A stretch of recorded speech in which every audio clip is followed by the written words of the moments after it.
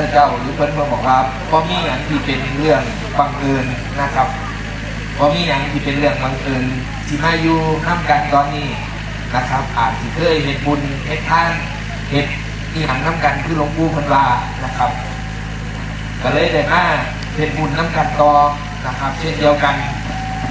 อยู่ข้างหลังเท่านี้นะครับคันเหลือเดี๋ยวขึ้นไปก็จะเป็นศาลานะครับศาลาสูงร่างจากเป็นเราเป็นบอกว่าเป็นศาลาฉันนะครับพระเป็นกสิเดมาสันเขาอยู่นี่นะครับท่านถ้าผมจำว่าผิดคนบอกว่าวิหารทานนะครับเป็นบุญเยอะนะครับฉะนั้นพอเป็นพี่น้องที่ได้มามื้อนี้กับคือว่าได้มาเห็นบุญใหญ่นะครับแต่ที่สำคัญหลังจากนี้ตรงที่ของห้องนางอยู่ตรงข้างหลังที่เป็นที่มีพักฟังมันก็จะเป็นเขตของวัดนะครับซึ่งเป็นกสิมาเห็นเรื่องกิจของสงฆ์นั่งอีกพายานนะครับ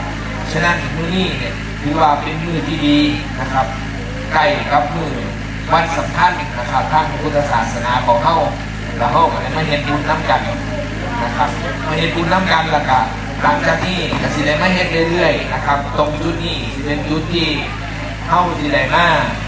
ประกอบพิธีกรรมอีกหลายอย่างนะครับฉะนั้นฝากพ่อแม่พี่น้องภูมาที่ตรงนี้สั่นๆนะครับว่าให้ได้ซอยกันหลังจากนี้นะครับนอกจากตรงจุดนี้แล้วก็สิเป็นอีกหลายอย่างที่หลวงปู่มันถือผ้าเห็นนะครับ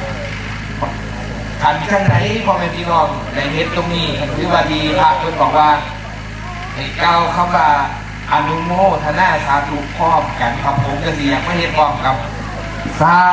ธุ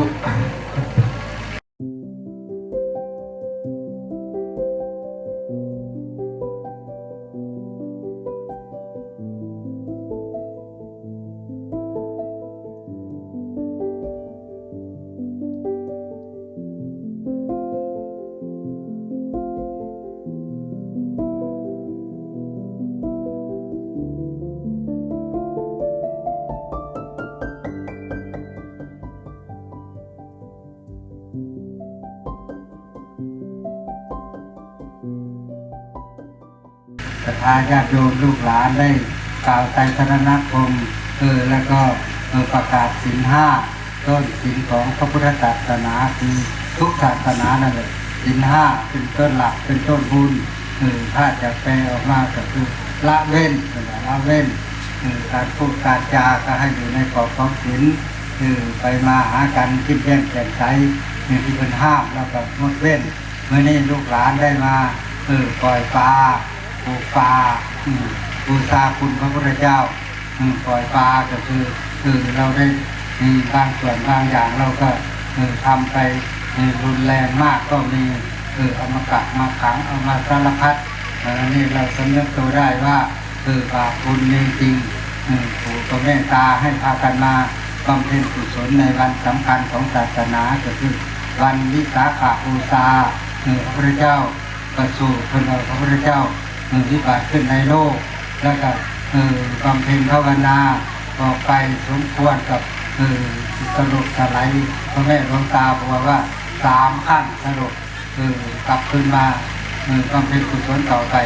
จึงเห็นทางออกจึงเห็นบ้านใหม่เมืองใหม่ก็คือว่าโลกทิพย์พระนิพพานพระนิพพานก็คือพระพานกับอะไรทั้งสิ้นภาวนามารเวรกรรมจะปล่อยวางจะให้กันชนะมารชนะกิเลสมาเกิดมาตายกันสอนลูกศิษย์ลูกหาเจ้ากีทาง5เป็นคนรับเป็นองค์รับพระเมตตาที่สงบร่มเย็นปฏิบัติตามบรรลุธรรมตามกันไปหมดเมืองอินเดียสงสัยจะพากันนี้จากกรรมจากเวรกันไปหมดพวกเราได้ยินได้ฟังอยู่กรอบโลกข้าพเจ้าก็ไม่อยากเกิดแต่อันนี้มาถึงพวกเราปัจจุบันได้พ่อแม่หลวงปู่เสาปู่มั่นหลวงตาบัวหลวงปู่ปั้นก็ดีปฏิบัติตามเพราะว่าคำสอนพระธรรมวินัยพระธรรมพระวินัยพระไตรปิฎกลายลักษณ์อักษรมาแปลออกตรงนั้นพวกเราทำมาหากินปลูกข้าวปลูกปลาลูกหลานพ่อแม่ผู้มีพระคุณทำให้ทำนาลำบากต้องเรียนหนังสือเป็นได้เป็นนายอำเภอ เป็นผู้ว่าเป็นอะไรขึ้นไปเป็นนายกเป็นผู้บริหารประเทศชาติบ้านเมืองชาติไทยเราร่มเย็นเป็นสุขมีพระประมุขก็คือพระมหากษัตริย์ตั้งแต่รัชกาลที่หนึ่งมาถึงปัจจุบันพวกเรารัชกาลที่9คนว่าโยมที่เป็นไปทำธุรกิจเศรษฐกิจพอเพียงพวกน้องนาโมเดลเลยเลยทำให้มีวัดในน้ำมีปลาเลาะขอบสาขอบอะไรในสิ่งที่มีไว้นั่นแหละ10 ไร่ 5 ไร่นี้แต่แนวอยู่แนวกินขึ้นมาผู้ขยันแบ่งมันปันกันกินหรือมีโครงการอะไรคนที่เรามีน้อยครับทำอะไรก็มีแต่แนวศัตรูวางเบียดวางเบียดคือมารนั่นแหละปลูกขึ้นมันแดดเผาต้นไม้อะไรเป็นเพี้ยเป็นอย่างปีนี้แปลกไปที่สุดเพี้ยใต้ไฟก็บินเข้ามาเปิดไฟไว้นานก็ไม่ได้คันคายเลยถ้ามันเกิดมาจากอะไรเนี่ยทรมานไปแล้วก็มายุคพวกเราได้ยินแต่บ้านอื่นเมืองไกลประเทศนั่นเมืองนี้ถึงมาตัวเราแล้วคนเราแผ่นดินไหวเราผู้รอบก็ปลอดภัยแต่ทั่วไปก็จะยังมีส่วนอยู่ในเมืองสกลนครเราก็ดีหรือว่าตึกหลวงปู่ใหญ่เราเราก็จะย้ายคนไข้ออกจากตึกมันมีส่วนกระทบกระเทือนมานิดๆหน่อยๆก็กลัวหลายที่สุดคือแนวธรรมชาติแล้วเมื่อวานฟ้าร้องฝนตกมันก็บอกว่ารดน้ำดำหัวเทศกาลสงกรานต์ให้เข้าไปไหว้พระสวดมนต์ไปขอพรจากศาสนาหรืออวยพรให้กันให้อยู่รอดปลอดภัยชาติหลังๆหรือว่าอะไรก็ตามเราไปสาบานไว้ให้ผ้าผ่าต้นไม้ควยชนอะไรให้มีอุบัติเหตุแนวนั้นแนวนี้ตามถนนหนทางก็เห็นถูกลงไปแต่ละข้างเสื้อยาวๆพวกจังหวัดอำเภอไปหรือตายอยู่ลากตามถนนหนทางบางรายโอ้ยลูกหลานกลับขึ้นมาขอหนึ่งมาเอาคุณไปก่อนยกมือขึ้นคนจะหลุมเขาไปหาถ้านอนไม่จริงไม่เลยเขาก็โทรศัพท์ให้พิกฎหมายบ้านเมืองแต่ราชการผู้เก็บส่วนนี้เลยกลัวจะไปจับไปบายกันเลยนั่นแหละคือว่าราชกรรมเขาบอกถ้าบุญนี้ก็เตือนสติแล้วขึ้นมาต่อสู้ใหม่ก็ข้าพเจ้าจะไม่สร้างกรรมสร้างเวรอีกต่อไปคือวันนี้เราได้มาปล่อยปลาคือศีล 5อธินาทานาจะไม่เบียดเบียนกันปานาเนี่ยก็ว่าเลยต่อพอกันค่อยลดค่อยละค่อยปลดค่อยวางไปข้าพเจ้าเกิดลาการเกิดการแก่การเกิดการตายพวกเราเดี๋ยวนี้เพราะว่าอะไรต่างๆก็ได้พูดได้เต็มปากให้เจ้าลูก70 80ขึ้นไปเจ้าลูกตอนแก่แล้วจะไม่ได้ความโศกเศร้าโศกาความทุกข์ความลำบากจะตามพวกเรามาถ้าเรามีบุญไว้ก่อนพวกเรามาแสดงบุญในวันนี้มีความสุขความเจริญทางใจแล้วธาตุขันธ์เป็นธรรมชาติธรรมดาก็หรือรักษาได้อุเบกขาวางได้ผู้ชายก็เป็นเทพบุตรผู้หญิงก็เป็นนางฟ้าเทวดาได้บุญแล้วกันวันนี้รับพรให้แล้วจะให้อำเภอปารบคนปราศัยเรื่องธรรมชาติเรานี่แหละกันหน่อยรับพรก่อนอันนี้พิธีทางศาสนาโอ้ยขนต้นไม้ลงมาลูกหลานมันจะปวดหัวแล้วดูต้นไม้งามราคามันกับเขามามอบเงินให้ปลูกไว้ทั้งแก่ไปเอามาตามอย่าเอากำไรหลายเอานี่เองปลูกก็สร้างเจดีย์ด้วยสร้างกุฏิวิหารสร้างให้พักวัดนี่เป็นของเราทุกคนถ้ามีปัญหาเนี่ยก็มาภาวนานางเทวดามาจากเมืองอะไรเมืองจีนเมืองอะไรมาศึกษาจะนำเพื่อนนำฝูงต่อไปถึงนั่งภาวนาอย่างโน้นศึกษาธรรมพระพุทธเจ้าถ้ามันเข้าถึงใจเลยมามองหน้ามาใกล้กันมีความสุขขึ้นทันทีถ้าเรามีแก่กล้าเป็นต่อไปเราตั้งใจร่มเย็นเป็นสุขเหมือนพระอาทิตย์ขึ้นมาเดี๋ยวนี้กำลังรีบเลยเป็นคนกับ30 20 30เลย40 50บ่ายไปแล้วกับเพื่อนแล้วกันถ้ารวยก็รวยตั้งแต่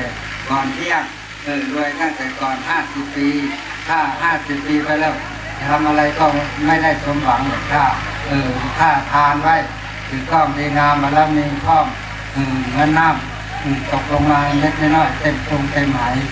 เป็นแบบนั้นทนทานของเราดีพี่น้องบรรณาเราพี่น้องบรรณาเสื้อที่รักษารอยมือรอยเท้าพ่อแม่หลวงปู่มั่นหลวงปู่ครูบาอาจารย์ที่บำเพ็ญกุศลโดยนำสายสายบุญสายกุศลนี่เพิ่นยังว่าครูรอบไปบิณฑบาตหลวงปู่แต่ก่อนลอยบุกก็มีนะเราก็กลัวไม่ออกว่ามาหาบน้ำหาบอะไรขึ้นมาถวายพระไม่มีลมให้หลวงปู่กุฏิอยู่ดีๆก็หอไปเลยลมกระลาน้องก็แปลกแต่ปู่ท่านมาอยู่เขาก็พูดเมื่อปู่มาอยู่ได้มากแล้วเขาจะมาพูดถ้าจะไปทางไหนก็เป็นแหละปู่มาอยู่นี่เป็นหอบเงินหอบทองมาให้รถพกก็ได้2 คันรถตู้รถอะไรแทบสิ่งของอะไรหลั่งไหลมาบูชานั่งเดินนอนอยู่นี้แต่ความสุขความเจริญดึงดูลูกหลานศรัทธาญาติโยมดึงดูในอำเภอมาร่วมบุญร่วมกุศลความยังมีชีวิตอยู่เรายิ้มแย้มแจ่มใสได้บุญได้กุศลเต็มดวงจิตดวงใจส่งไปให้ผู้มีพระคุณท่านศีลงดงามหลวงปู่บุญเพ็งขันติโกลูกน้องกราบไหว้ด้วยดวงใจที่มันพองโตกราบปู่บุญเพ็งขันติโกด้วยใจมั่นในธรรมดีลูกขอ